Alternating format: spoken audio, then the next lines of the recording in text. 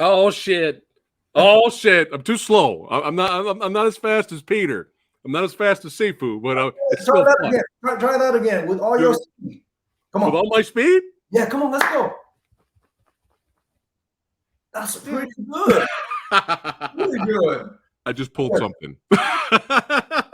There you go. There's the professional right there.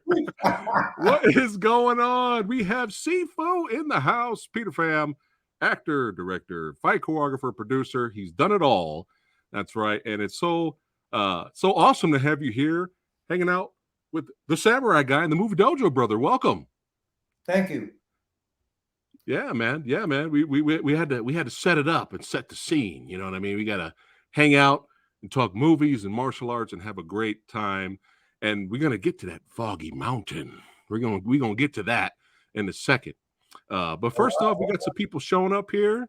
That's right. We got Jake Hall saying hello there. That's Hello, right. Jack Hall. Yeah, we got Richard G saying yo yo. That's Yo, right. what's up? What's up? Yeah, man. But yeah, it's awesome to have you here, brother. And we're Thank gonna you for have having some me. fun. What's up? Thank you for having me on the Oh show. yeah. Oh yeah. Anytime. Anytime. I mean, we had a blast last night. We had James Pax, Lightning from Big Trouble in Little China hanging out Wow. with us yesterday. That's right. Samurai Guy's been busy. I've been busy. Brian here saying, what is going on? He's giving the thumbs up. That's right. Oh yeah. Yes, sir. So now that I have Peter in the house, that's right. He is here.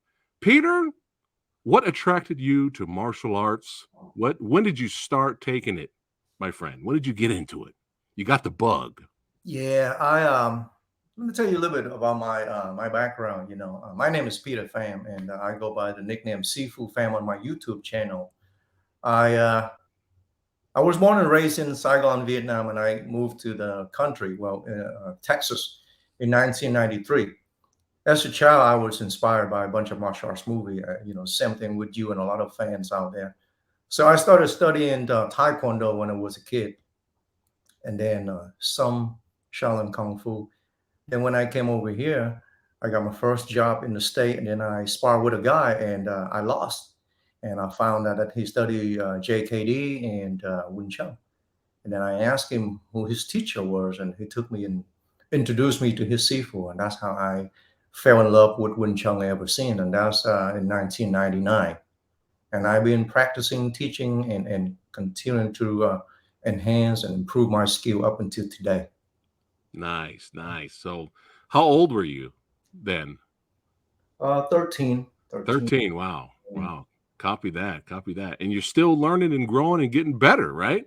It's Yeah. you always keep learning, right? Yeah, currently I have a school in Dallas that I have been teaching since 2000. And that's how I got into movie industry and connection with other local directors and filmmakers in Texas.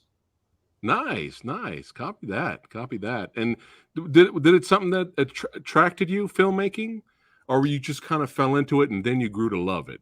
Accidentally, I fell into it. I went to Georgia Tech, and my background is software industrial engineering. It's nothing to do with movie industry. So I was teaching martial arts at nighttime for a while, and my school was growing with a lot of students and popularity on the internet at that time. And I remember one time Chuck Norris got a casting call for one of his, TV commercial in Brazil. So they were looking for some Asian dudes that know how to fight. Yeah. So I saw the casting call, and I thought the pay was pretty good. So Yeah. then I just wanted to give myself a try, and that was in 2012, I believe. Oh wow. Yeah, and recently, so I drove to Austin, Texas, for the casting call, and I remember when I got there, it was a long line of people. Yeah. It was the most Asian people I've ever seen, like hundreds of them waiting in line. They all looked so intimidated. I remember, and I said to myself, "Oh hell no, they're not gonna pick me because I see there's so many guys out there." I was a little bit, Yeah. worried, but then I said, you know what? I already drove 4 hours to the casting location. Might as well give it a try. So I was waiting in line until I got my name, to you know hey, Peter Pham, your turn. So I remember I came in and there was about 4 or 5 people sitting behind the desk. And they say, well, you got 30 seconds to show us what you got. I was like, what the heck? Wow. So Put you on the spot. yeah, put me on the spot.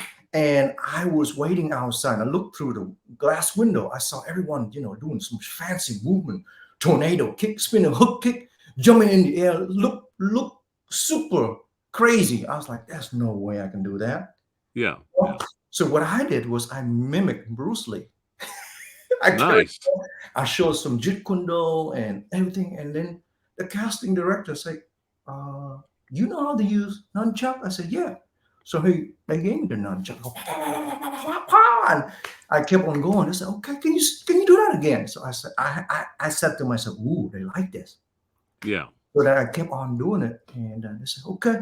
And they were like whispering to each other's ear. And then I finished my audition. I went outside, and then went up the person that worked there and asked for my detailed information and everything. So I gave them my name and everything that they asked for at that time. And then I drove home the same day, just for fun. That was the first time ever. And I made it halfway to Dallas, and I got a call saying, hey, we want you to come back the next day for a second audition. I was like, you could have told me that. I could have gotten to a hotel or something. Yeah. But I didn't tell him that. So the next day I came back again and I got a role. Wow. Yeah. Nice. What was the project again? What was it again? It was a TV commercial for Chuck Norris in Brazil, and I played one of the gangsters. I remember that was Nice. I walked on set, and I Yeah. stayed there for like 14 hours. I was like a kid, in a candy store. They got a food truck, police, production design, a lot of people. And I was like, wow, this is really cool. Yeah. And I waited all day until they called me, and then I appeared on screen for a little bit, and then I left. Nice. I paid for the role and also got a bonus check. And I was like, man, Hey. pretty cool. Yeah. Now you're getting the bug now. You're getting Right. the, getting the filmmaking That's how I bug. get into the film industry. I love how you had to imitate Bruce Lee to get into a Chuck Norris project. That's awesome. Yeah. So Did you go up to Chuck and rip some of his hair off and blow it? Did you do that? I wish he would let me. At that time, Chuck is old, so I think he had a stunt double. Okay. For the short. Yeah, I remember that. Oh, Chuck. Gotta love Chuck. Gotta love Bruce Lee. And James Pax yesterday was just Bruce Lee was one of his motivations to take martial arts and get into the movie industry. We were talking yesterday. So yeah. Hey, whatever works and get your foot in the door. And I'm glad it worked out, my friend, because I'm still playing catch up.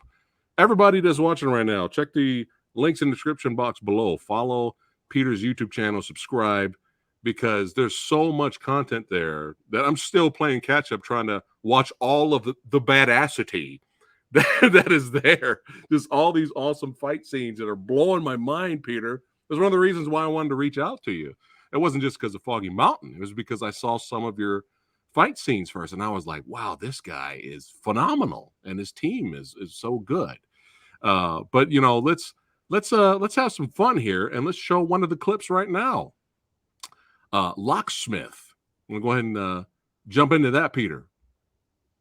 Let's go ahead and rock and roll. Prepare yourselves, everyone. Here we go.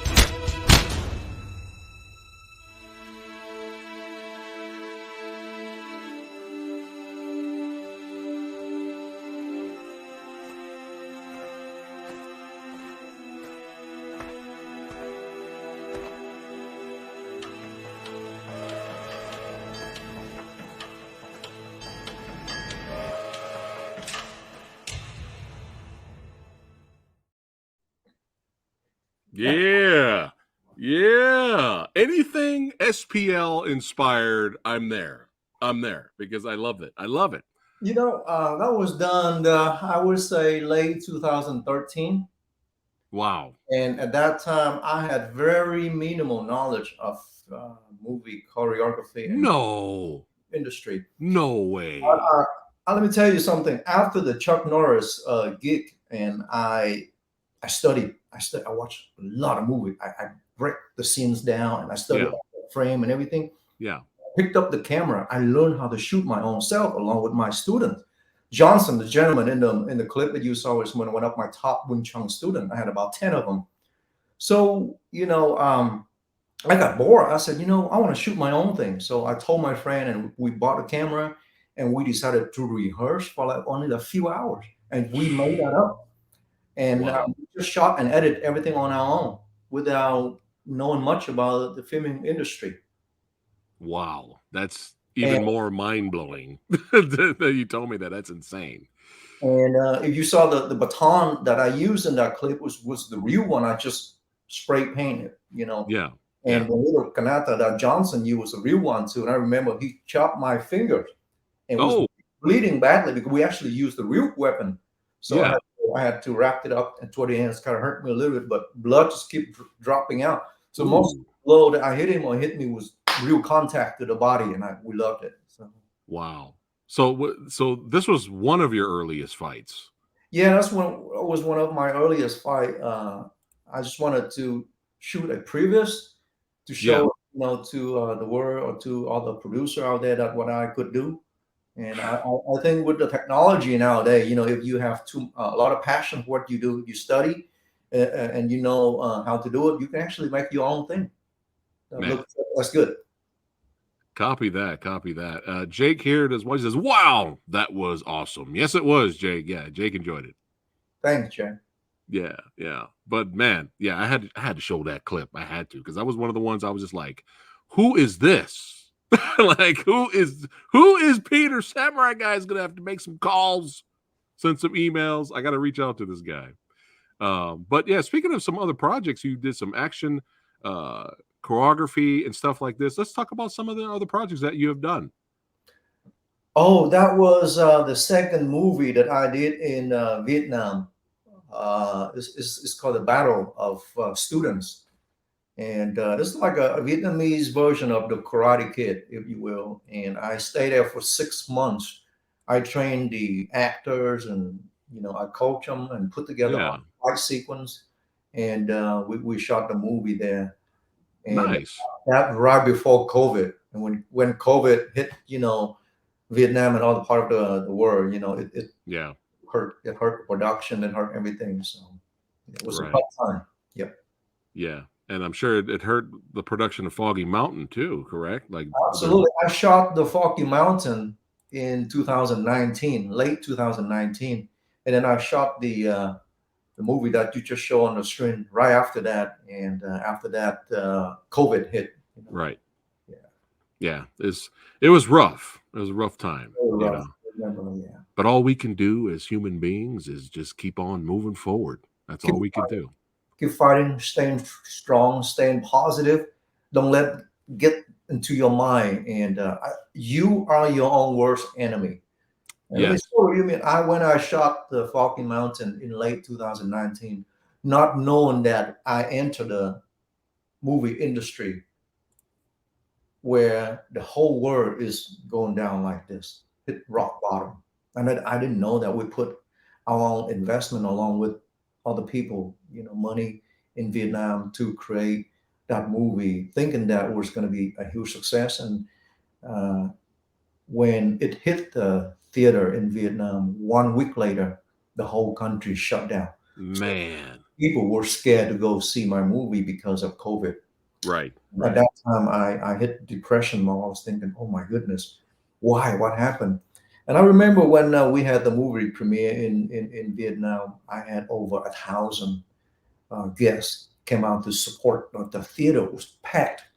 The red carpet was full of people. All the local Vietnamese celebrity came out to support me. And Yeah.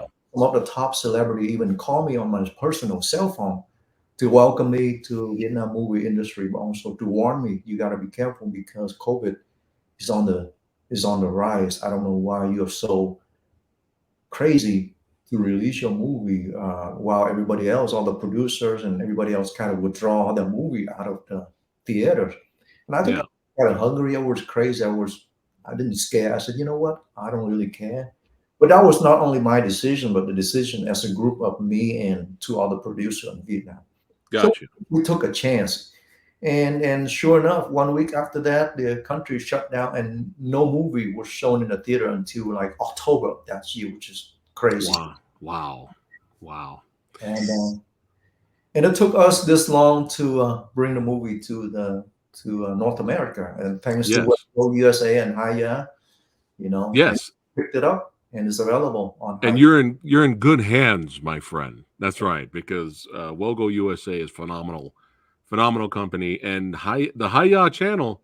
Hey, hey, I gotta let me get up here. Hold on a second. Bam. Oh, that's the wrong one. There you go. The HI-Yah channel is still, in my opinion, the best. There is no other competition. This is the best streaming service, martial arts, action, cinema, kung fu, everything, Speaking of, everything. yeah, It's speaking the of best. HI-Yah, I think HI-Yah has the ultimate martial arts collection that you can go all the way back to Shaw Brothers and Yep. Gordon Liu and some of the old kung fu movie. That I Yeah. think I talked to Brandon Lance, the gentleman who's in charge of a lot of that action. I mean, martial arts Yeah. movie.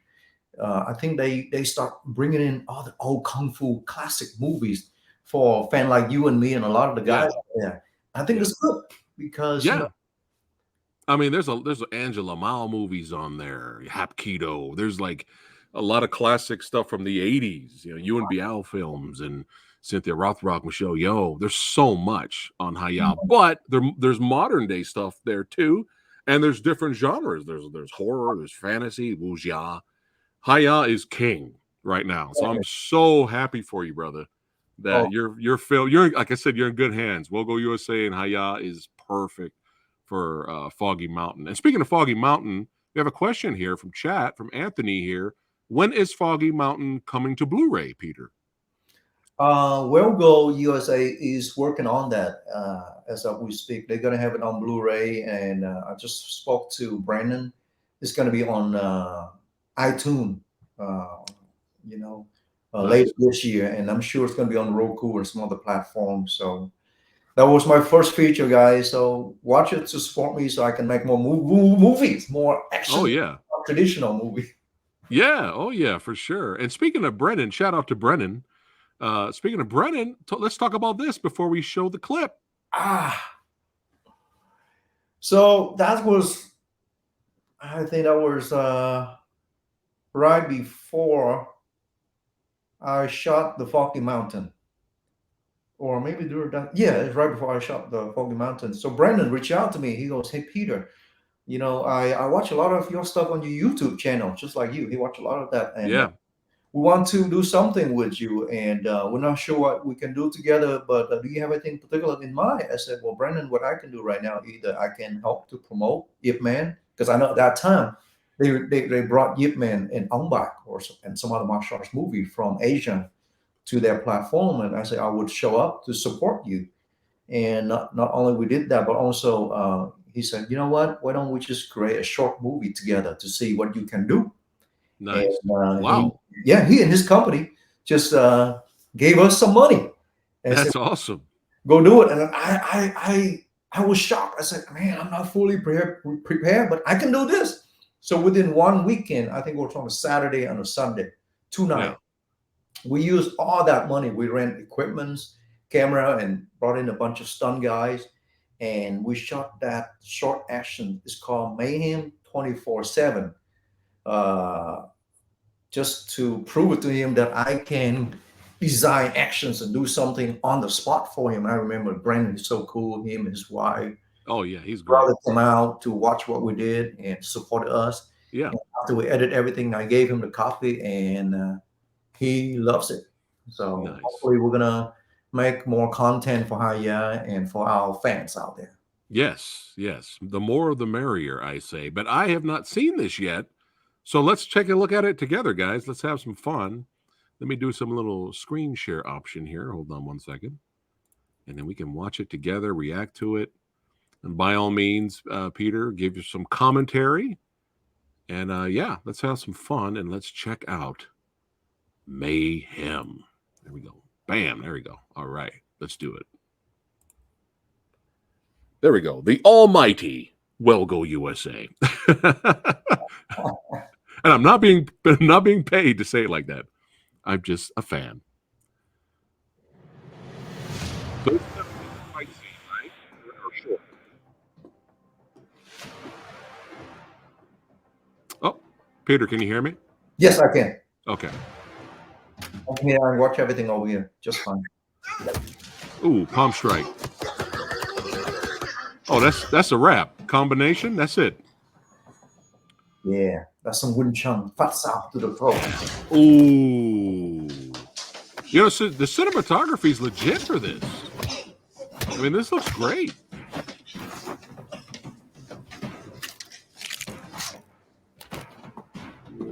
Let's go.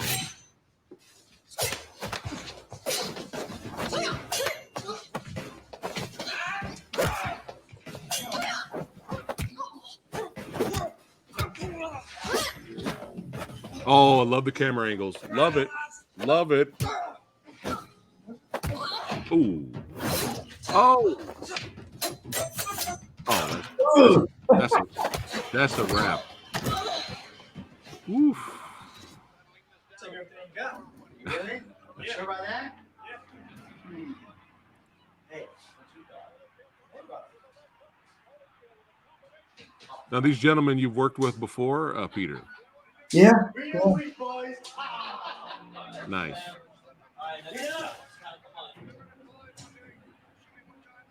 Some of them are my students too. Oh, perfect. Perfect. From the Kung Fu school. oh, come on. I don't like that nothing.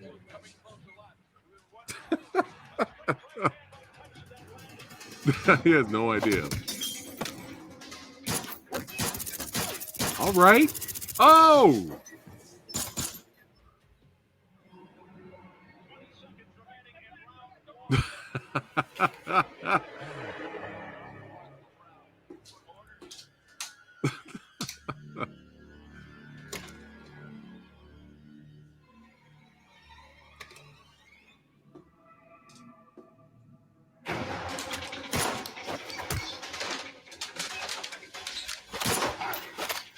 Ooh. Ooh.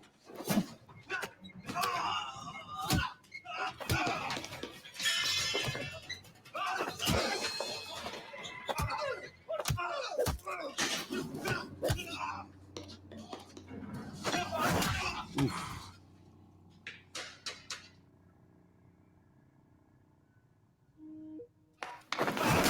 Ooh, flying jumping knee. Love it. Uh-oh.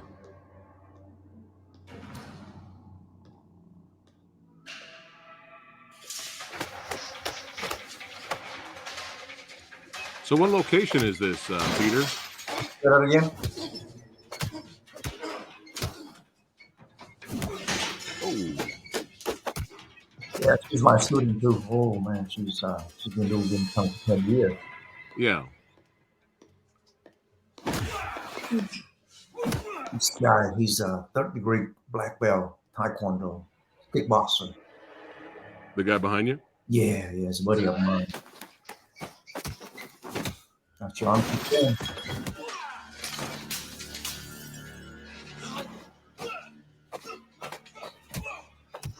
I love how majority of the fight is still in this one little location right here. That's great. Small room is compact. Yeah. I'm sure it was really. Oh! I'm sure it was difficult to. Oh, slice and dice. That's it. It was pretty tricky to do it in the small location, right? Yeah, it was hard. Yeah. To maneuver around with all the camera angle and everything. That's right. Ooh.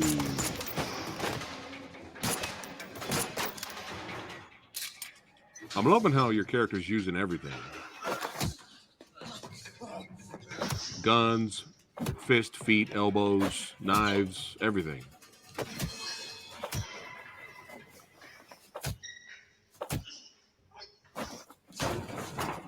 So is Brennan directing right now?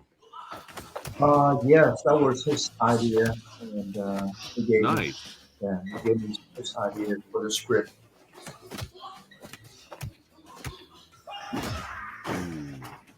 This is a pretty badass location, this garage here. It was right in Garland, Texas. Oh, wow.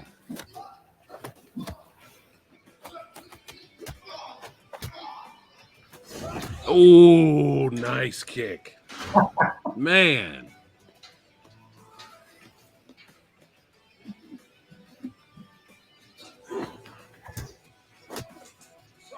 I'm loving the metal. That's right. With the rock music. Ooh.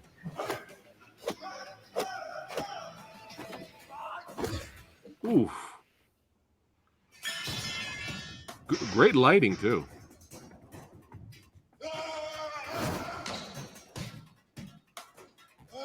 Oh, shit. He's taking his shirt off. He means business.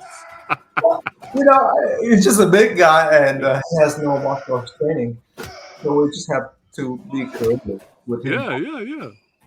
He could take punishment. Yeah. Yeah.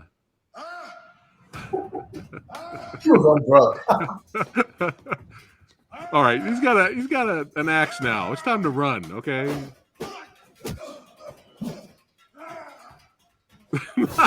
That's it. Oh no! Oh what? Oh, now it's over. I loved your face expression, where you were like, "Wait a minute, he's still going." Phenomenal. Peter, well done. Improving yourself. Got one question for you. Are you with us or against us? I am here, and Welcome to Mayhem. so you want mayhem? I'll bring mayhem 24/7. Yeah. See this character right here. It was a test. And I passed the test. hey, ho. Thank you. And that scratched the action itch, baby. That's right. But that last character, that last character that showed up. And there was no rehearsal time. Oh wow. Showed up and I told her, I need you, come on over. Yeah. And, paid him for the day, and I need you to come on in, and Yeah. I need the fight scene. So this is what I need you to do. Yeah. And then we shot it. Perfect. It was great. Lighting was great. Cinematography was great. The photography was great. The camera work was great. You got the metal music. I love that kind of stuff.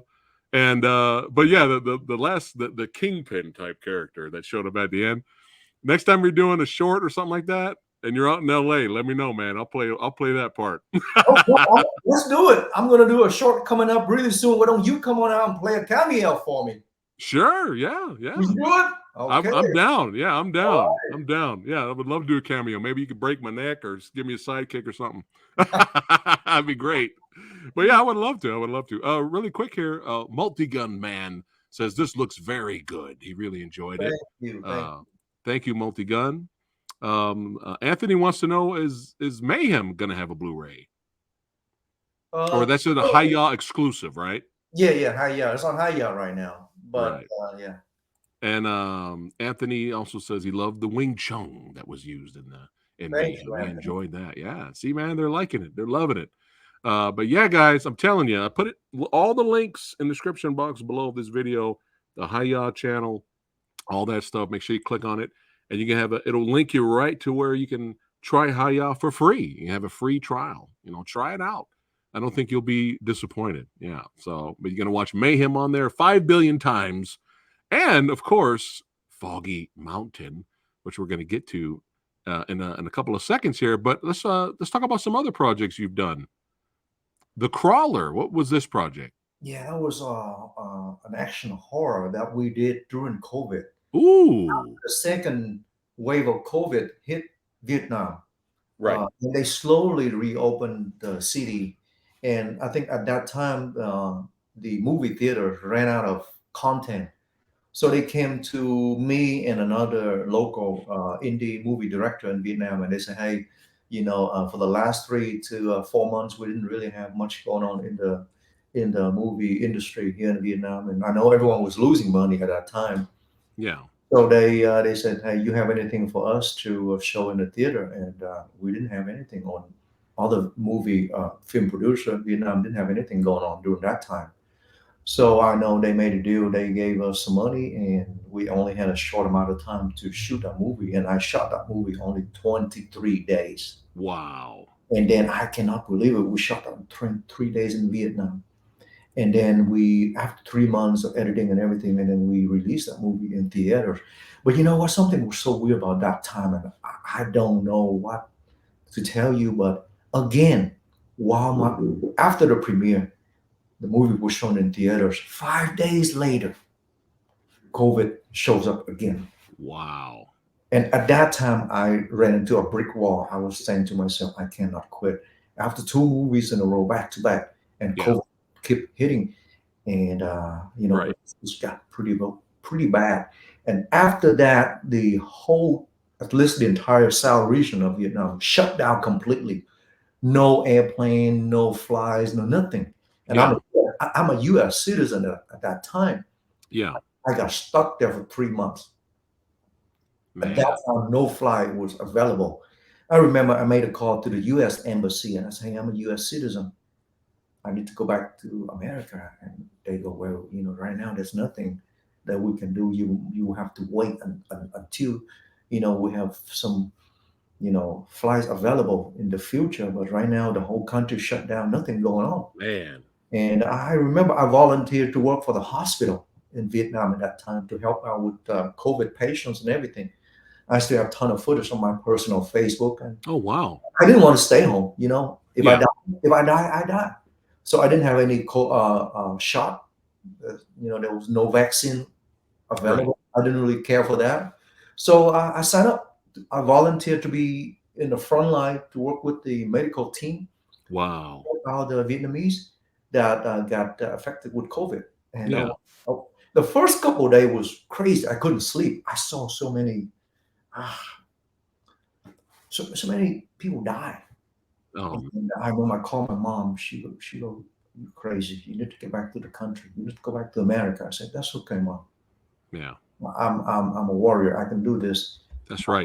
I want to live my life more meaningful. I have done so much the last couple of years, and if I lose, who cares? It's okay. I didn't really care. I just want to make my personal life more meaningful for me. So I volunteered to work in that. Wow, that's amazing. That's Yeah. amazing you volunteered, man. And we're on the front lines to help the people, man. That's an awesome story. You're helping the people, but at the same time you're helping yourself. Like you said, like you just didn't want to stay home. You wanted to be a warrior, be on the front lines and help others. That's very commendable, man. And That's awesome. I came back to the country after the the worst wave of COVID hit Vietnam, and then Yeah. country slowly reopened and everything. And I flew back to United States late October of 2021. Yeah. Yeah. Wow. Wow. But go back to that movie that you just talked about. It's called The Crawler. I do have a fight scene on my YouTube channel that we can show the audience if you want. Yeah. Well, Jake says respect for what the story you just told. That's right. Respect for sure. For sure. But yeah, let's keep it going though. But you had me at action horror. You had me at action horror because that's the majority of this channel represents martial arts, action, and horror. So I'll definitely check out the fight scene from The Crawler in the future for sure. I'll definitely check it out. But Broken Oath before Foggy Mountain, this was it's like a 30-minute short film, right? Right. Was this like your most challenging project up to this point? Now that one was really interesting. When the country shut down from COVID, me and my stunt team, we snuck out and we went into a warehouse because at that time they didn't allow people to drive and to hang out, show distancing and everything, right? So me and my stunt group got snuck inside a warehouse and paid the owner some money and said, we don't want to sit around doing nothing for a couple months, Yeah. So we decided to shoot that as what I call is a pilot. Nice. Episode. Wow. Yeah. Wow. The action sequence that I showed in the intro of this video where you jumped off the building. Right. How scary was that? It was about 3-story building, and I did that about maybe at least 7 times. And I have no wire attached to me whatsoever. I just jump straight. Of course, there's protections on the ground, concrete and stuff like that. But I asked the stuntman to do a test jump, and then I did it. Right. But what I wanted, because I action directed the whole thing, I told the camera guy, hey, instead of you set the camera still and do a still shot, I want you to jump with me. And he looked at me like, are you crazy? So what we did, we had the stuntman hold the camera and hook him up with the wire from the back of his back. Okay. And went over the roof to a tree, and then 6 more guys, because he's a pretty big guy, and hold him in the air. And he ran after me and then jump along with me to the ground to capture that shot. Wow. After 7 times, he actually broke his leg. Ooh. Yeah, and we sent him to the hospital. Yikes. Well, it was wild. Comes with the job. Well, he's doing okay though now, right? It was fine. Okay. Was that the biggest stunt you've done up to this point? Jumping off the building? No, not really. That's just normal day-to-day activities for me. It's for fun. You were bored. Yeah, and 2022, which is last year, we did a really big movie right here in Houston. Yeah. For the Vietnamese community, and it's a full feature. It's in post-production in Vietnam right now, and it is going to be released in Vietnam, and hopefully with well go, they will pick it up later this year or early part of next year. And that movie was pretty wild. I action directed that one. There was some car chasing scene that we did right here in downtown Houston, in Sugar Land, and we did a lot of crazy stuff. What's the name of it? Domino. Yeah, Domino. Okay. Domino. Copy that. Yeah, Domino it was about a bunch of second generation of gang member that immigrated to the U.S. from Vietnam after the war, and and they formed their own society, and they clashed with other group of gang member, and it was a story, and only a few guys survived. So it's pretty interesting. Oh, I'm intrigued. I'll be on the lookout for that for sure. That movie, the way I designed the action is totally different than what you have seen up until today on my channel. Okay. It's more like Korean style, if you will. Like it's more like brutal. Like we use a lot of fancy movement of the camera. We shoot it with non-movement. We try to keep the camera, still, so that you can see the real stabbing to the guts, and you see blood, stumble to the face, and things like that. So I can't wait to show it to everybody. Oh, I'm excited. You got to keep me in the loop. You got to Thank keep me in the loop for that, so I can help spread the word for that for sure. But I was going through your other projects here that's listed on IMDb, and they have they have you down here for previs fight choreography for Everything Everywhere All at Once. Is that correct?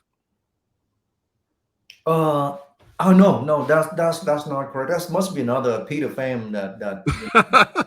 Okay, no, I don't know. Yeah, Or have somebody check your IMDb, man, because just in case. You know yeah. what? You're not the first actor I've had here on the channel as a guest to where their actual official IMDb, they're like, how the hell did that get there? Like, I'll ask them about it, a movie project. They're like, I wasn't in that.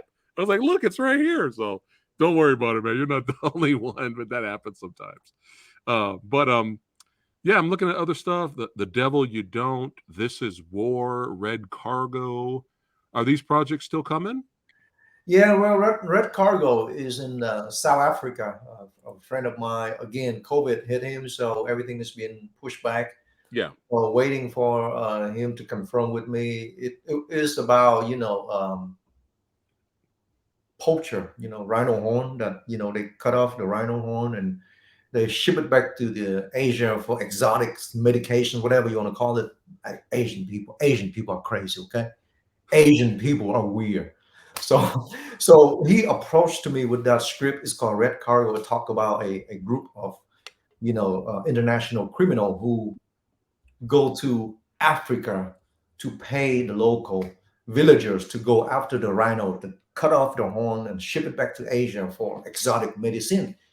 So he really wants to do that movie, and Wow. and it's a great idea. So it's been pushed back right now because of 2 years of COVID. So Right. yeah, I really want to do that project. Hopefully, my buddy Senzo in South Africa, shout out to him. And the Copy Devil that. is one of the local guy here in Texas Yeah. wrote a script that wants to do it. So it's still in pre-production. And This Is War Okay. was a Vietnam War movie that was shot and edited in Fort Worth, Texas. Already been done. I'm just waiting for the director to release that to the community. Yeah. Okay. So we're just on the waiting list Yes. as of right now. Well, I'm sure it'll come out for sure. But yeah, man, let's get into Foggy Mountain here. I Yeah. saw the clip here when the premiere looked. I saw photos of the premiere look really awesome, man. But I actually saw this, and when I see stuff like this, it makes me smile.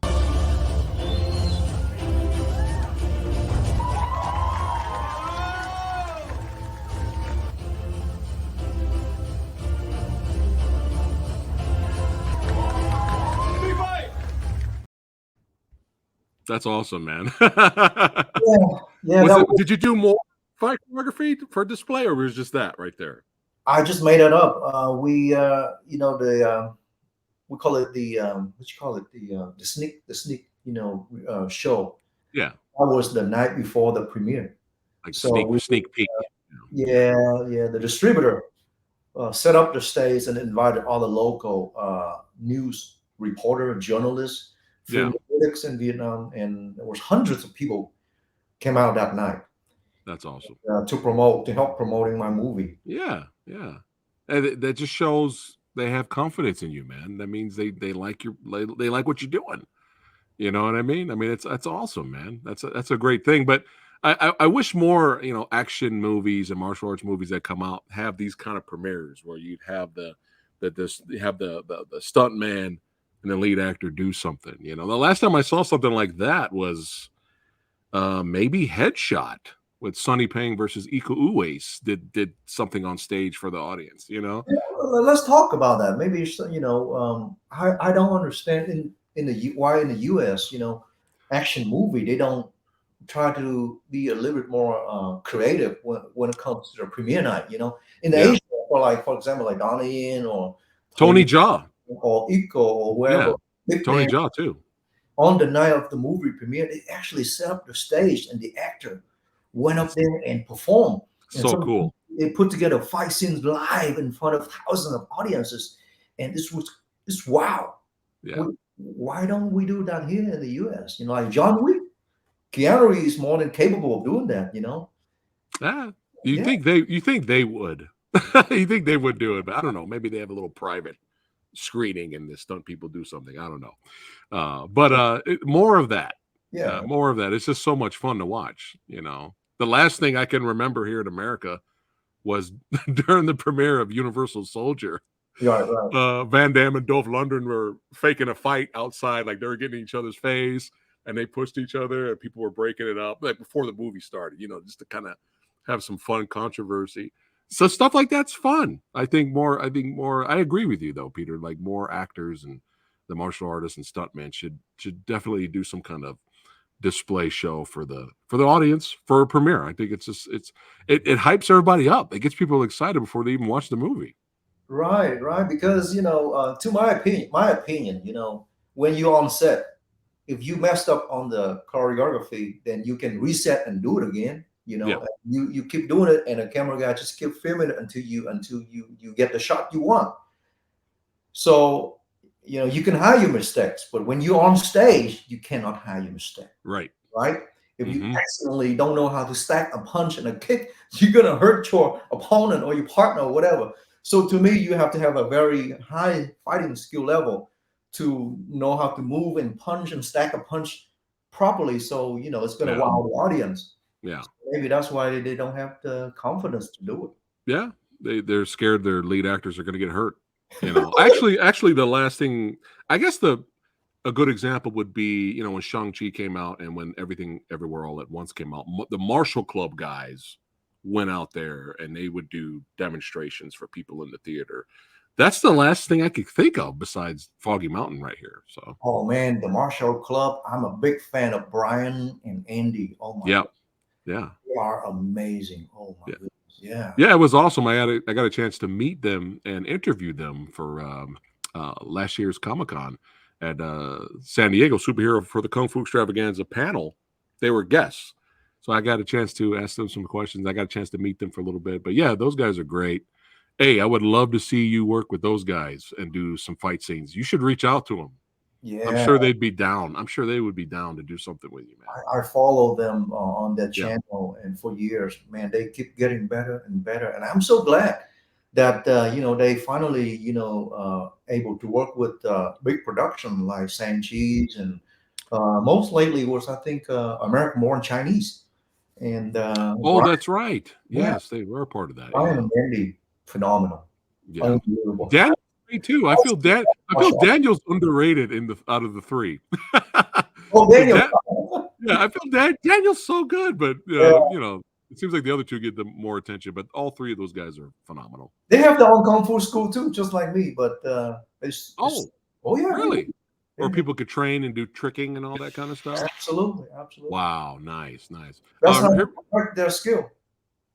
Copy that. All the way from the UK, we have Kevin here saying hello, Phat Samurai Guy, and a Movie Dojo Army. Also, amazing guest Peter Pham. There you go. He's saying hello. Thank you. All the way from the UK is watching right now. UK. Yeah, but yeah, let's have some fun and talk a little bit about Foggy Mountain. But first, we gotta set the scene. Let's do it.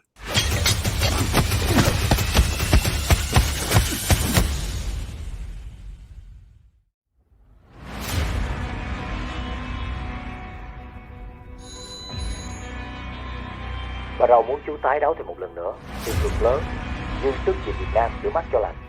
Anh phải đấu thêm một trận nữa. Anh hứa.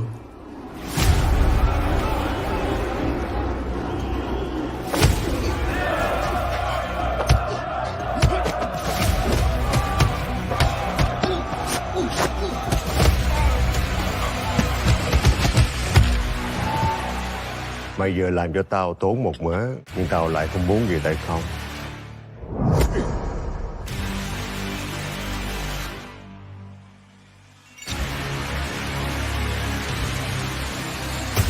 Có một nơi ở Việt Nam được gọi là đỉnh Mù Sương. Đó là địa bàn chính của Ba Râu. Ba Râu đang ở đâu?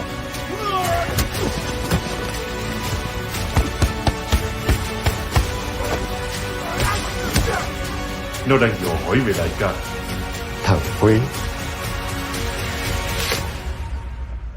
Nên tự đào mộ cho mình. Tôi có thể đào hàng trăm cái mộ.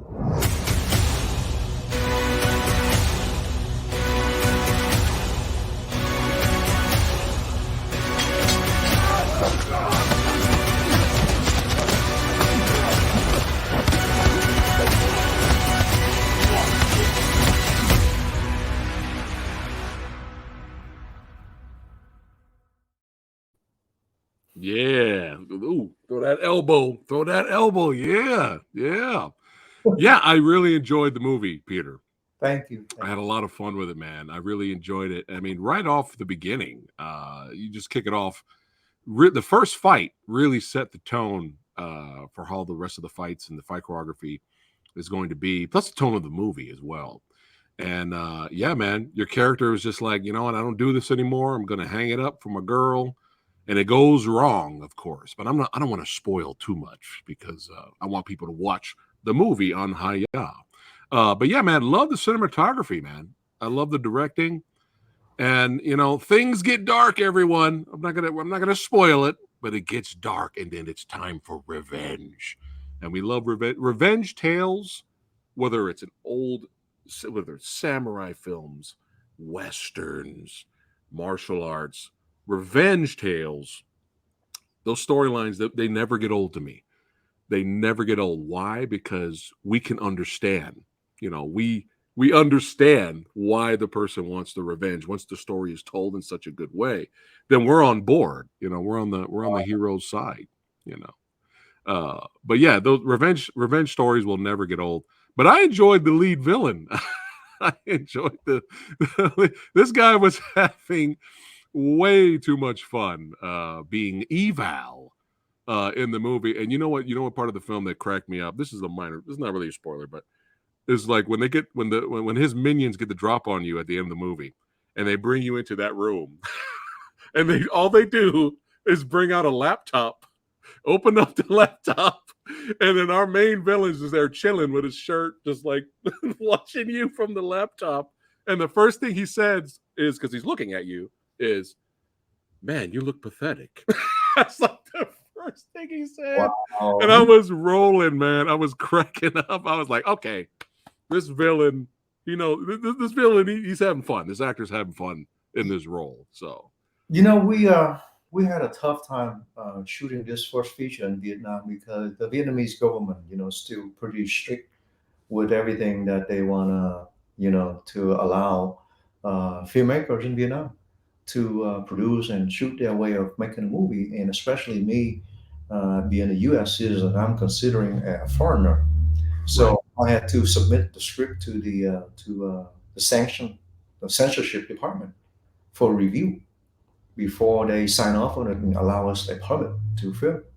So we had to modify and you know, rework and change a lot of things based on their requirements. So it was pretty tough, and I don't want to get too much into that, but yeah. a lot of things that I just had to comply in order Right. to get my first movie done. You know, unlike in the U.S., Yeah.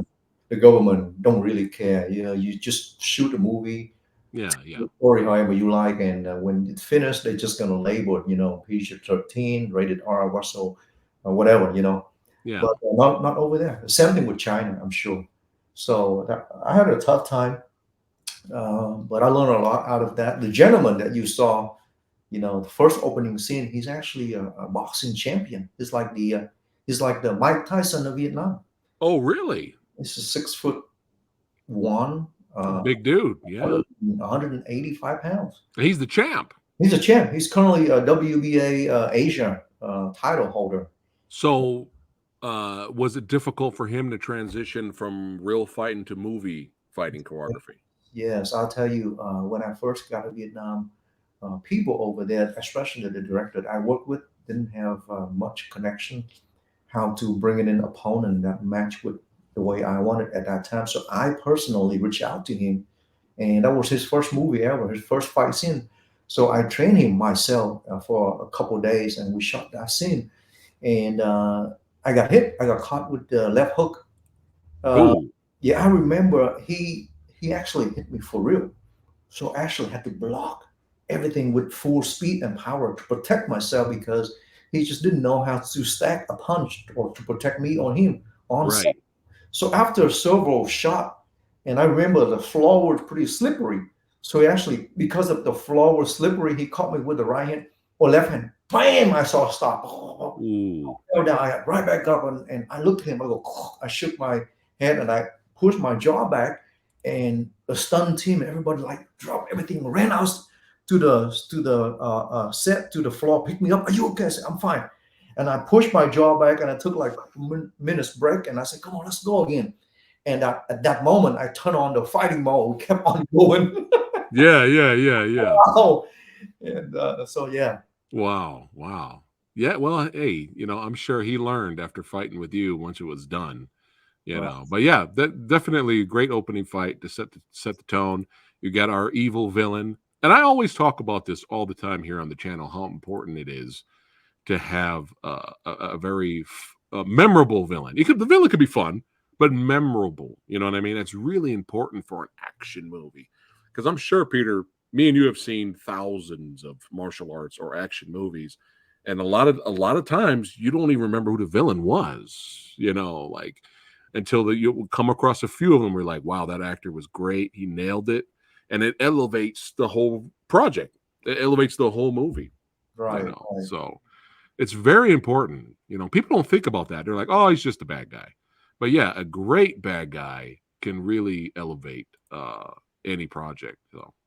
Right. But yeah, cinematography is beautiful, man. There's some really gorgeous shots in the film, man.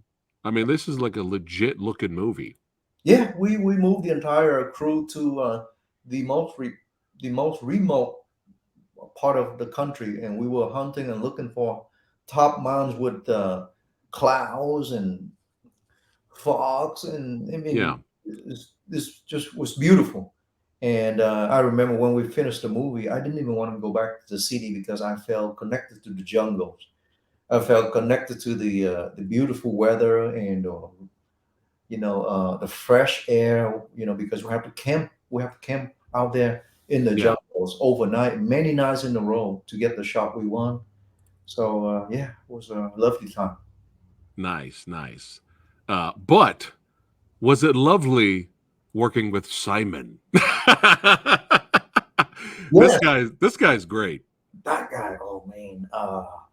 I knew him from Ip Man 3 in the elevator fight scene, right? Was it 2 or 3? It's 3, yeah. He was great. Yes. He was great in that, yeah. That scene was crazy, man. Almost steals the movie. It is. Yeah. So he's so good. I looked at the script, and then I actually, the script was my idea. I co-wrote the script with my friend. Nice. I brought it to Vietnam, and I talked to them. I said, hey, I described to him what I want in my mind about this villain, and we searched the entire country of Vietnam. We couldn't find someone that matched with the description that I wanted. Yeah. So I thought about Simon. I said, what about him? And the producer said, heck yeah, he's the guy. Can you bring him in? So I reached out to him, and he said yes. And I got on the phone with him, and we started talking. And then I flew into Vietnam, and that was the end of it. And he loved it. And I just brought him back over there again last 3 months for another project. Oh, that's great. Netflix, yeah. Yes. So working with him was fun. His Muay Thai skill was top, right? It's insane. Flying knees, crazy. I mean, going back to what I was mentioning earlier about villains having it, great actors having it. You can't take your eyes off of them. And Simon's definitely one of them, in terms of being just really extremely intimidating. Like, you don't want to fuck with this dude. Yeah. No, Simon's great. But when he changed his face to like mean, I was like, damn, I don't want to mess with him. His elbow, I don't want to eat that elbow. Yeah. They a lot of people say that sometimes. They say that the most evil villainous of kung fu and martial arts stars, the actors are actually very sweet. They're very nice in real life, But yeah, I'm so happy to hear that you're going to be doing more projects with Simon, because he's badass. And here's a little HI-Yah clip of Simon in action here.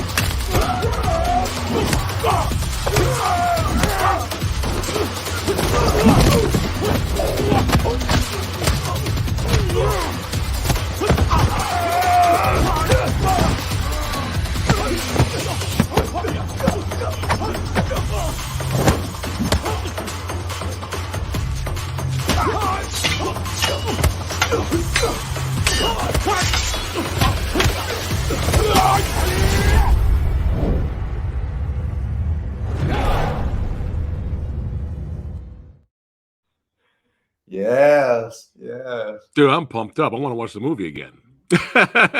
You guys have got to see this movie. Go to HI-Yah and watch it right now. But that fight sequence right there, how long did it take you and him to work it out with the stunt? I designed an action sequence right at the office of the producer.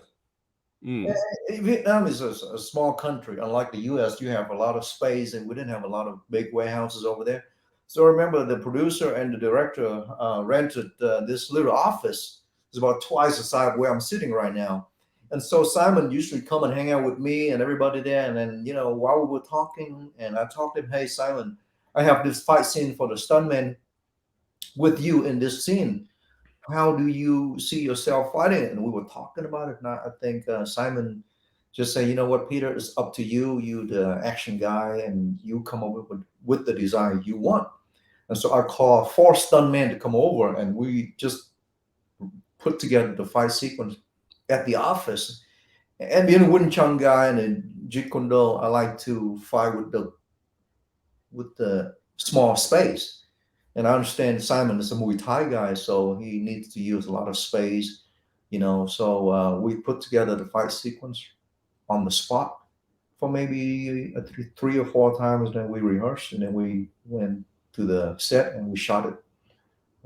And it took us only 1 day to do it. Wow. Yeah. I don't think people notice when they watch that fight for the first time, but I noticed immediately.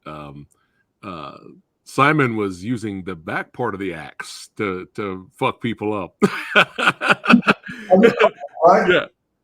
Yeah. A lot of people didn't get that at first, but he's using the other side, not the sharp side, but still messing them up. You know what I mean? Because he's that badass. Going back to the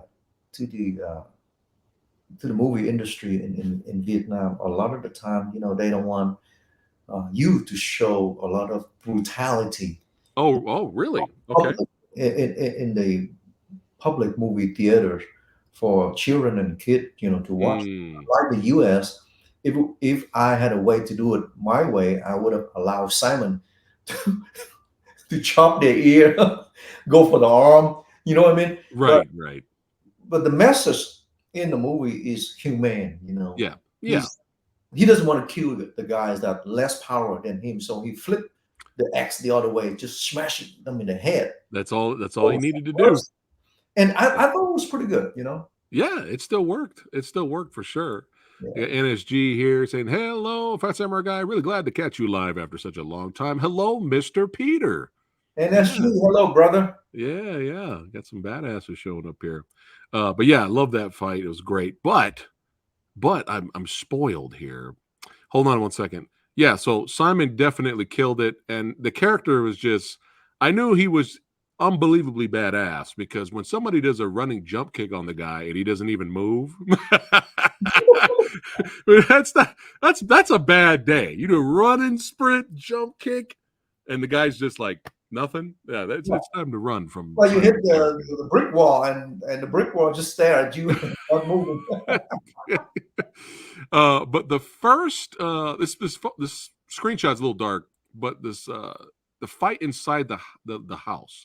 Yeah. This fight, I love the end finale fight too. I love all of the fights in this movie, but you and Simon's duels are my favorite. But this one might be my favorite. My favorite. I'm not sure. I got to go back and forth. That's how you know when it's hard to pick which is your favorite fight. That means the movie did a great job. But this fight here, I absolutely love it. And people out there that are watching it want to get into the fight choreography business, how to film a fight choreography or an action sequence. I want you guys to watch this fight when you watch the movie on HI-Yah. This fight here, I was blown away with all of the amazing. I mean, the editing was perfect. The movement between you and Simon was great. I love how the fight ended up going outside of the house and underneath, but the camera work, man. There were so many creative camera angles. There was an above shot showing you guys fight. There was an up close underneath your arms. I mean, that's how you do it, man. That's how you keep fights to be exciting. You know, of course, the performers, elevate the fight because they're both amazing. You and Simon are amazing. But I was impressed really with the camera work. I was not expecting Did you have any insight on or say in camera angles and editing? Absolutely, absolutely. First of all, that fight scene, we found that house that was built with the most highest quality of wood from Vietnam, because there's a lot of trees and jungle there. So what Yeah. happens was the rich, wealthy people, you know, pay the money to go build a house based on they collect the most expensive type of wood. So the floor was shiny, it's heavy, and it's really hard. And even if you use the knife to cut it, the knife will bounce back and hit you. That's how crazy the wood, the quality of the wood. Yeah. It was really slippery. But to go back to answer your questions, the camera angles and the choreography of fight scene go hand in hand. So you have to collaborate to bring out the highest level, the climax, the characters, the chemistry of the movement. Without the camera angles, then if you set the camera still and you film something without the creativity of the camera angle, then to me the fight sequence looks boring. So it's very important. Yes. So when we put together a fight scene, I told the camera guy that, hey, we want to sell the fight to the audience and make them feel engaged, that they actually in the fight with me. Usually when you watch two guys, you either pick Simon or you pick me. I want that guy to win. I want that guy to win. That guy is my guy. And they pretend that they are that guy fighting with the opposite opponent. So now they have to feel like they have to follow. Oh, they move along with the camera angle. So it's hard to describe that, And Yeah. I'm still learning. I think this subject is a lot to talk about. I'm not the expert. I'm still learning. Yeah. So I think the best way to do is you have to shoot a previous. Mm. You rehearse the sequence inside the stun with the stun group at the warehouse, at the dojo, and then you use the camera to shoot a previous, and you have to test multiple angle, and you cut the previous in front of you and the director in the computer, and then you study that previous to see, oh, that angle doesn't look good, because sometimes what you see with your eyes and what you imagine in your head is different when you shoot with a camera. Mm-hmm. And then put in the software, you edit that sequence. It might not come out the way you want it, but if you have time to prepare that in pre-production, shoot that previous, then show it to your producer and your director and your stuntman. Yeah. Their input. Oh yeah, I think we need to add a top shot. Then you write that down, and then you have that previous like a storyboard, like a list. When you go out on set, you just base on that and you shoot it. And then when you wrap with that scene, then you have time. So you know what? I think we got what we want, but let's push it to the next level. Let's add some additional shot. And then when you bring all that to the post-production house and you work with the editor, then I believe you will have the best sequence. Yes. Yeah. Like I said, like I love the end finale fight, but this one might inch it out just for today, and then I'll switch back to the finale fight, be my favorite. But yeah, I love it. I was just like, dude, they get it, and I love, going, back to what you were saying, how you want the audience to be involved in the fight. I love how you had these other interesting shots later with the guy who was running at you in the forest, and or in the jungle, and it was first person view of him running at you. And then he just runs right into your fist, and then it's the first person shot of him falling back, and you coming over him. Like, that was great. Yeah, more stuff like that. You don't see a lot of that anymore. Yeah. So yeah, that stuff's always fun. Stuff's always fun. But back to the story of Foggy Mountain here. It's always interesting when you understand why the hero wants revenge, but it's interesting when you still see the hero, the character, still struggling, because he's got a one-track mind, revenge. But when he comes across other characters and then they need help, now he's torn. And he's like, man, do I help these villagers? Like, do I go back on the mission for revenge? What do I do? And he's very torn, and until he's not torn, and then he makes a decision later, which you'll see when people watch the movie. But I like when it's not so easy for the hero. You know what I mean? Or the hero's not completely invincible. Like, you know, your character took damage. Your character almost lost. I'm not going to say where because I don't want to spoil anything. But it's nice to see that, you know, because when the character is completely invincible, like 100% invincible from beginning of the movie to the end of the movie, then you're just kind of like, well, I mean, that happened. But you want to see your hero struggle because that makes you, as a viewer, root for him, right? Right. You're rooting for the hero, you know. You want to see him kind of go through some stuff, mentally struggle with some choices and, you know, things he has to do. And so, yeah, little things like this throughout the movie where he had to make some hard decisions. You know, it's always good to see that kind of stuff. So, was that written in the script, planned? Absolutely. Right. You explained it all. You know, not just only in this movie, but you know, the same with other movies. Whenever you watch your hero or the character that lead the entire journey, if that character is untouchable, no struggle for him, no issue, internal issue, conflict, drama within himself, then it's going to be boring. Yeah, like why watch? Yeah, what's the point?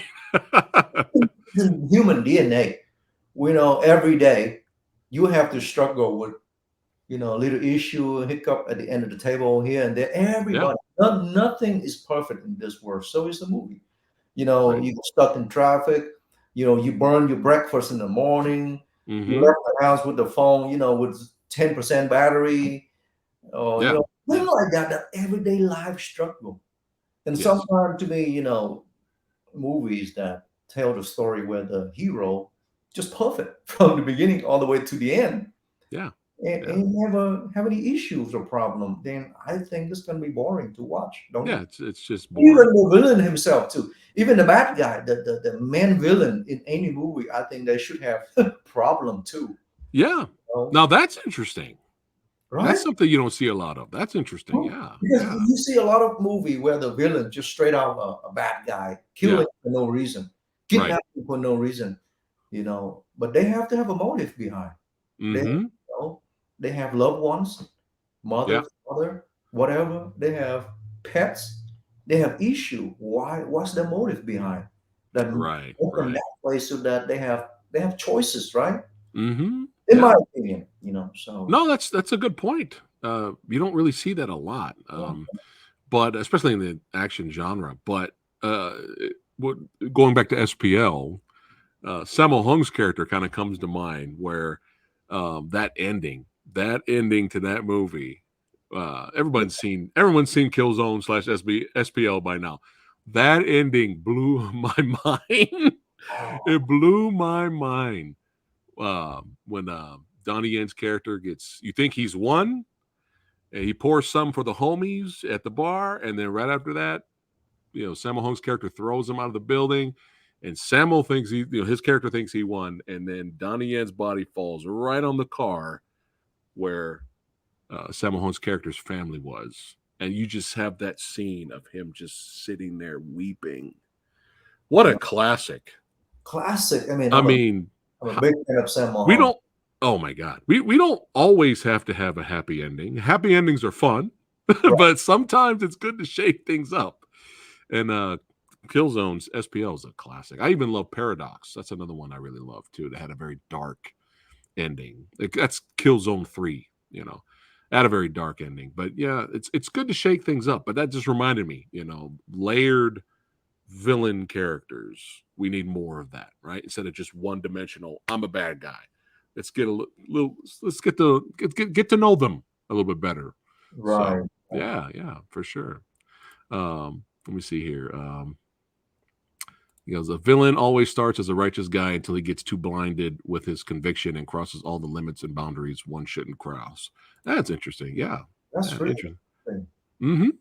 But back to Foggy Mountain, I love this multiple attacker fight sequence here. This was great, man. I think he went up against like 5 or 6 dudes at once. Right. Yeah, this was really vamping up the action towards the third act of the movie. Was this pretty simple to put together, or was this challenging? We actually made that up on set that day. Oh, wow. Yeah, that was not part of the original fight sequence that I had in mind. And then, of course, we had to cut out some other fight sequence because that's the director's choice and the producer that comply with the requirement of the government. Right. Due to the extreme violence and things like that we have to comply with my first movie. But that fight scene you just show a screenshot was pretty fun because we made that up on set. Yeah. Phenomenal. Love it. Yeah, that was great. I was like, ooh, more of that. Yes. But the finale fight, hey, we got round two between you and Simon was great. And look at that boot work you're sporting there, my friend. That's some incredible boot work. Excellent. There was an accident when we shot that scene with Simon that I can share that with you. So the prop master designed two aluminum knife for me. I had two. If you watch it, that's my way to replicate a Wun Chun butterfly sword. You know. Yeah. That's Wun Chun butterfly sword, but I didn't want to use the Wun Chun butterfly sword in the scene because it wouldn't make any sense. So we make two knives, and it was pretty hard. And Simon's axes was made out of wood, so everything was hard. No plastic. So I remember when he kicked my hand. Okay, so instead of the knife supposed to fly that way, it bounced back like this, boom, right? Boom, and the knife goes like a boomerang, went back and poked right into his eye. Oh, wow. I still have the behind the scene footage.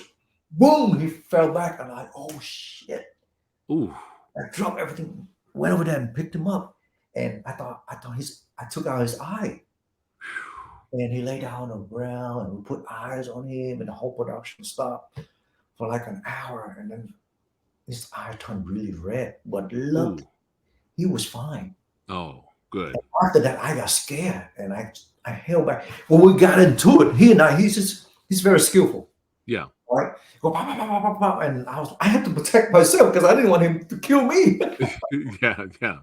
So there was a shot where I go boom, boom. Go this way. He kicked me, bam, right? So the knife's you have to collaborate with his angle where you threw the knife that way. But because he hit me so fast that it caused the reaction of my wrist go like this. Ooh. I go like this and come back and hit him. I don't know how. Wow. Yeah. Wow. So he got hurt on that set with me. Well, I'm glad nothing serious happened, and I think that he was okay because he's Simon. Simon was probably like, I just need some Visine. Just give me some Visine. I'll be all right. We can get him on your show next time. I would love to. I'd love to have you either both of you back on when your future project with him comes out, or I'll reach out to Simon. I would love to have him here for sure. But speaking of the fight, I have a small taste to show everybody watching here, just a little bit. So here you go. We got the two legends in action.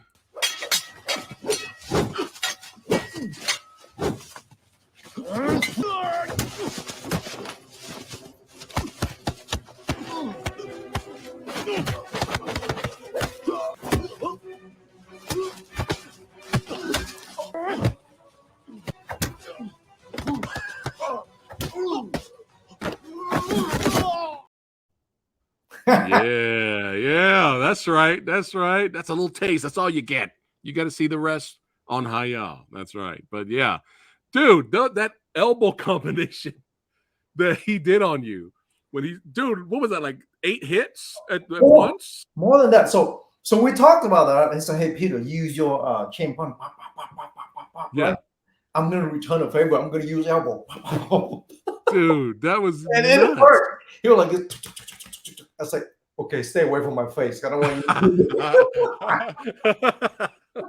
Yeah, that was great. I saw you gave him some stiff elbows back. I saw it. That was some good ones, But yeah, that was great. There's a little taste for you guys watching. But yeah, man, this was a blast having you here on the channel. I'm looking forward to anything you got coming out, future projects, shorts. Keep us in the loop for sure.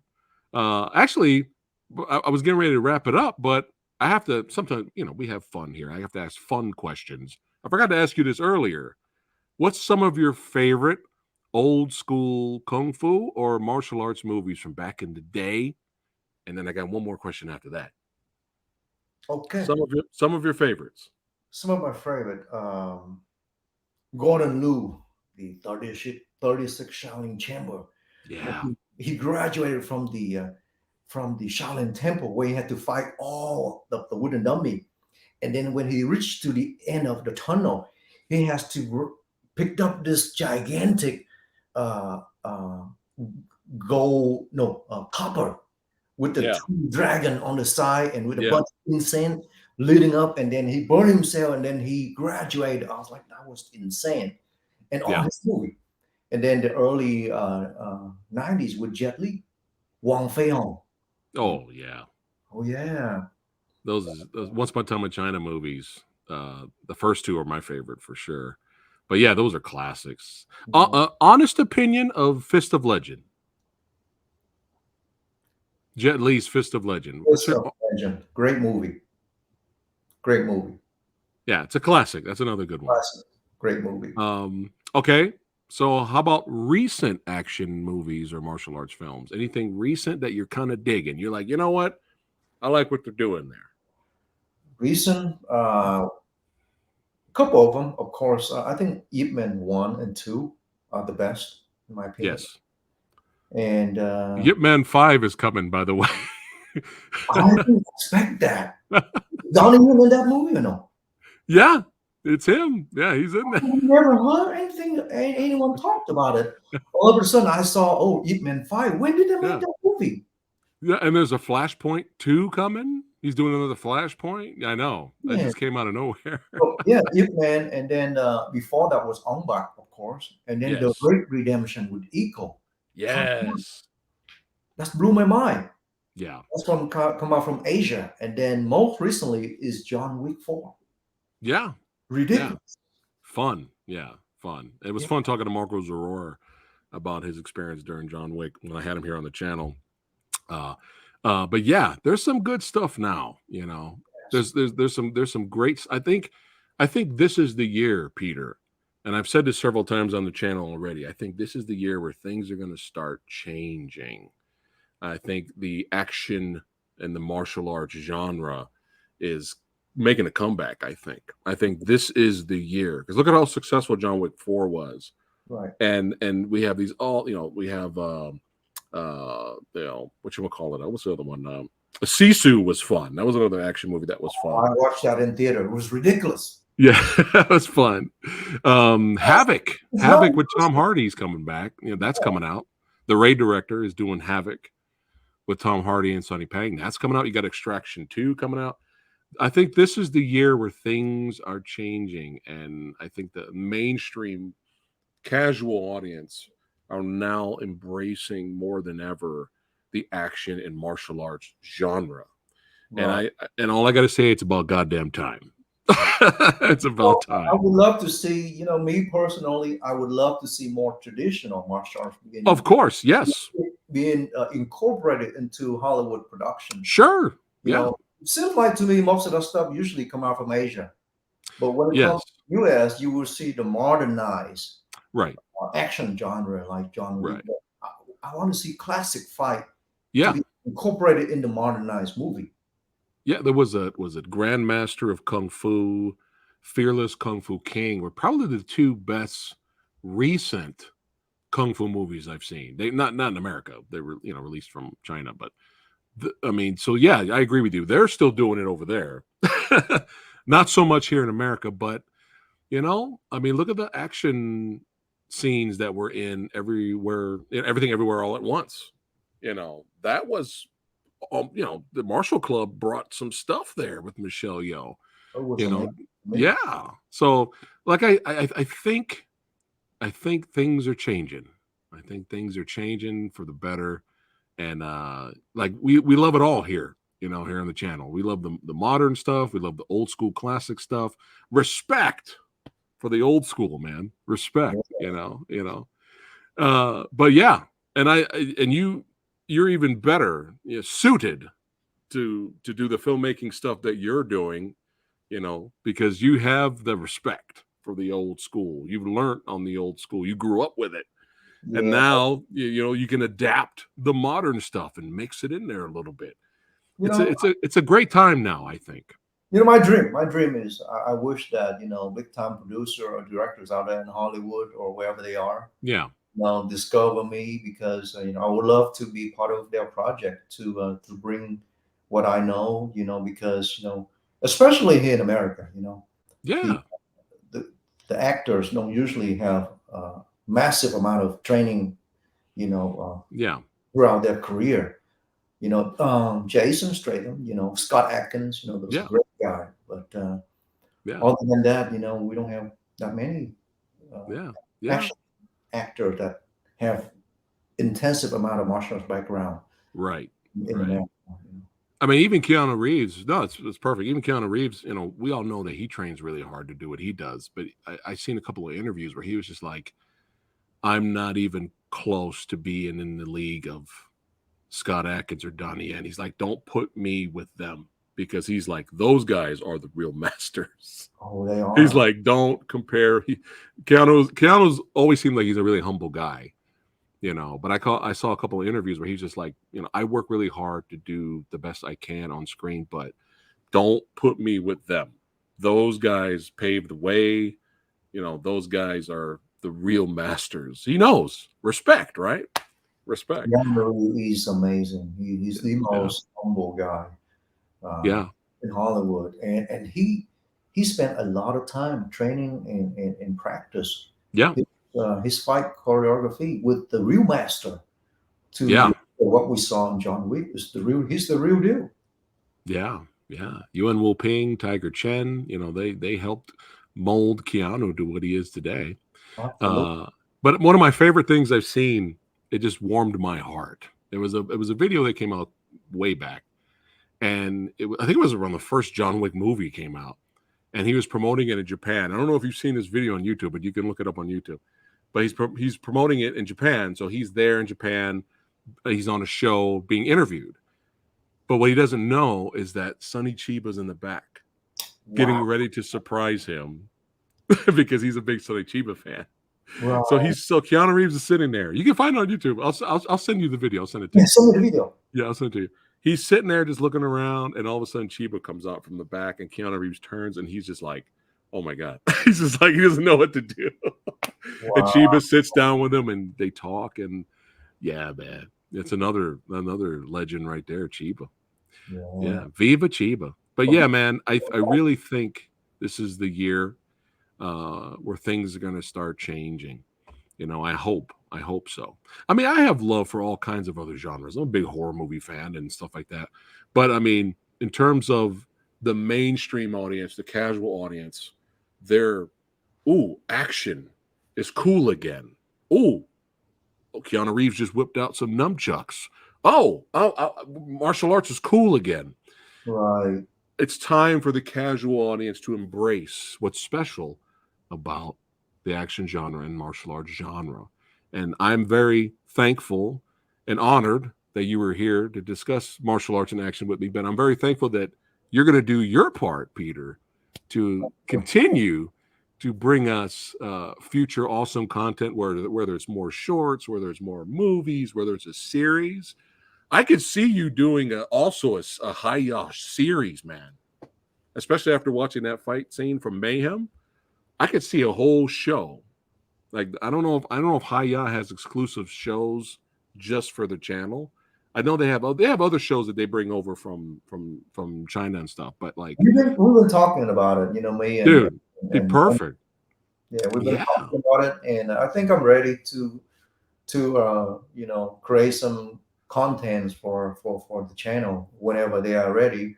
And by the way, just most recently, just a few weeks ago, I was in Dallas, and a buddy of mine who hosted a on-camera workshop that I taught, and I'm gonna release that documentary for the public to know. So basically, they brought me up there to teach a comeback workshop for brand new actors. That's something I share with you. Yeah. So we had about a dozen people sign up. They came in from California, Missouri, San Antonio, some other part of the country. Nice. And it was only one day. And I Right. told them, and then I also picked up the camera and I shot the documentary and I created some sequences for them. Nice. So, I'll send it to you after the Yeah. call. Yeah. And we Yeah. want to release that and then invite more people to sign up and participate in my next workshop. Share with them what I know. So. Yes, yes. I mean, like you said earlier, you're still, as a creator and filmmaker, you're still constantly learning as you go, getting better. But you have a lot of knowledge already, Peter, and I think they know that, and they want you to share what you know to people who want to learn. So yeah, man, that's awesome. The more the merrier. Share your knowledge, my friend. Teaching is learning, so sharing is also learning. So I'm constantly learning and trying my best to improve myself, and hopefully I can continue to do what I love. Yes, sir. Well, if you keep doing what you're doing, we'll be here supporting you, my friend. That's right. Yes. Really quick. Phat Samurai Guy. That's right. That's right. Really quick before we wrap it up for the day, Peter, is there anything you'd like to say to your followers and fans? Thank you. Special thanks to Preston, the Phat Samurai, for inviting me to your show. Special thanks to HI-Yah and Well USA, Brennan, for picking up my first feature. And again, thanks to the audience. Some of you have been following me. Some of the new ones might get to know me now. Other than that, thank you. And, please continue to support me. And I want to create more contents for casual audience who love martial arts movie. That's right. That's right. And if the casuals show up, the hardcore fans already there. We're already there, my friend. Yes, Thank you, Peter. Thank you, Peter. Peter, don't go anywhere. Don't go anywhere yet. But all you badasses, hey, thanks for hanging out on the show today. We appreciate it. Hey, don't forget everything, all that is Peter Badassity is in the description box below. Subscribe to his channel. And if you enjoyed yourself today, go ahead and like, share, subscribe to the old Samurai Guy. That's right. Share this video, spread the word, get it out there. Don't forget, check out HI-Yah below. Check out the link to try it for free. That's right. Watch Foggy Mountain on there. Have a good time. Explore HI-Yah. There's so much there. And that channel is constantly evolving and getting better. That's right. Like Peter as a filmmaker. Oh, I said it. Hey, that was nice. That was a good segue. Constantly evolving, becoming better. All right, guys. Thanks again. Don't forget to, really quick, Sunday at 11 a.m., come back to the channel. Me, Eric, the Asian movie enthusiast, and filmmaker Matt Merritt from Keep Forward Productions, we're going to be ranking all of the In the Line of Duty films 1 through 4 and the Tiger Cage movies. We're gonna rank them all together. So that's going to be fun. That's this Sunday at 11 a.m. Pacific time. Yeah. So see you guys there. I know we decided let's just do it all together. Fine. Those are all classic. I'll be watching them. Well, I appreciate that, Peter. So Peter, don't go anywhere, but I'll see you badasses on the next one. Take care, guys. Take care. Bye-bye, guys. Foggy Mountain.